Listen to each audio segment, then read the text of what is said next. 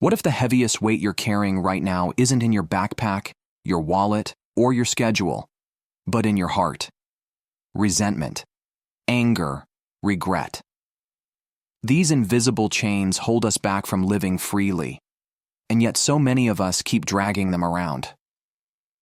Today we're going to explore something that can change your entire life. How to forgive and let go in 9 powerful steps.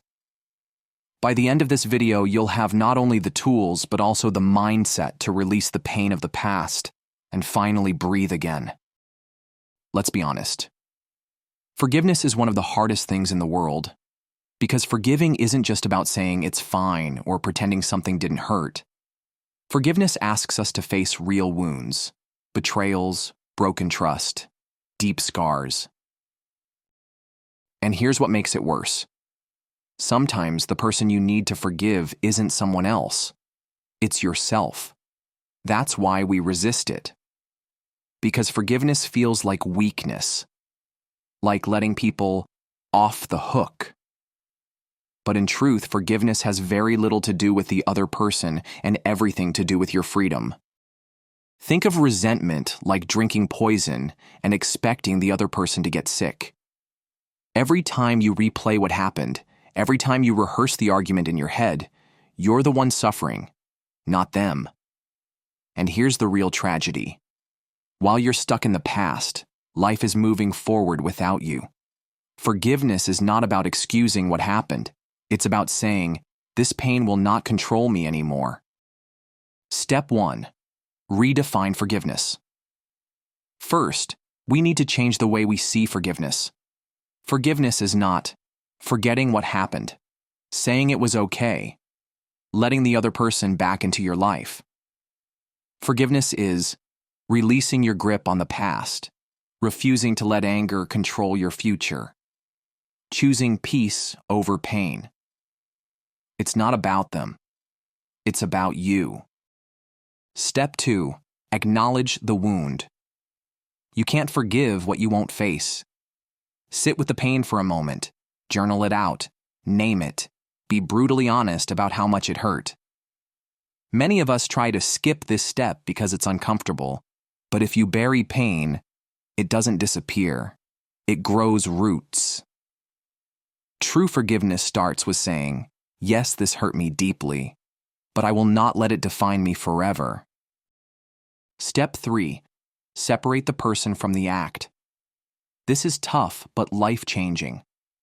Most people aren't purely good or purely evil. They're flawed like you and me. Sometimes they act out of ignorance, pain, or fear. You don't have to excuse the act, but when you see that the person is more than the worst thing they've done, you make space for forgiveness. This doesn't mean trusting them again. It means refusing to let their actions lock your heart in a cage. Step 4. Release expectations. So much of our pain comes not just from what happened, but from the expectations we held. I thought they would always be there. I thought they'd never betray me. I thought I'd never make that mistake.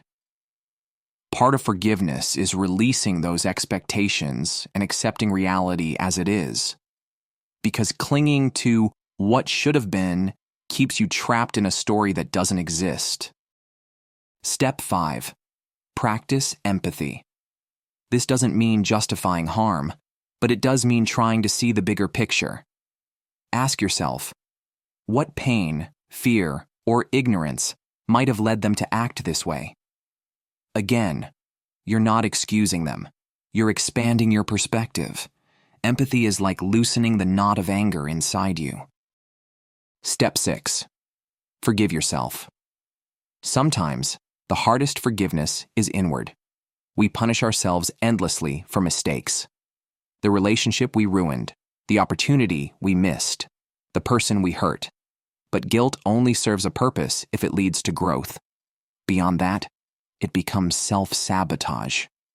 Say to yourself, I did the best I could with what I knew then. Now I know better, and I will do better. That's self-forgiveness, not erasing the past, but using it as a foundation for wisdom. Step 7. Ritual of release. Forgiveness is both a decision and a practice. Sometimes we need a symbolic act to help us let go. Here are a few you can try. Write a letter you'll never send. Pour everything out, then burn it or tear it up. Visualize placing the burden in a box and setting it down, walking away. Say out loud, I release you, I forgive you, I choose peace. Don't underestimate these rituals. They create powerful closure in your mind. Step 8. Protect your heart. Forgiving doesn't mean putting yourself back in harm's way. You can forgive someone and still set boundaries. Limit contact. Walk away permanently. Forgiveness is freedom, not foolishness. Protecting your peace is part of letting go. Step 9. Fill the empty space. Here's what most people miss. When you let go of resentment, it leaves an empty space. If you don't fill it, old patterns can creep back in. Replace it with gratitude practices, positive relationships, creative outlets, acts of service. Forgiveness creates room in your heart. Fill that room with things that make you feel alive again. When you forgive, you don't just free yourself, you break cycles. Unforgiveness spreads. It poisons families, friendships, even generations. But forgiveness spreads too. It teaches others it's possible to live with open hands instead of clenched fists.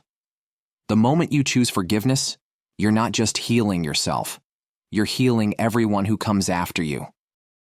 Remember this, forgiveness is not a one-time event. Sometimes you'll have to forgive the same wound again and again until the scar no longer bleeds. And that's okay. Healing is not linear. Each time you choose forgiveness, the chains get a little weaker and your freedom grows a little stronger. So let's recap. 1. Redefine forgiveness. It's about your freedom, not their excuse. 2. Acknowledge the wound. 3. Separate the person from the act. 4. Release expectations. 5. Practice empathy. 6. Forgive yourself. 7. Use rituals of release. 8. Protect your heart. 9. Fill the empty space with growth. Forgiveness doesn't change the past. It changes your future. So ask yourself, what weight am I ready to lay down today? Because the moment you forgive is the moment you finally start to live.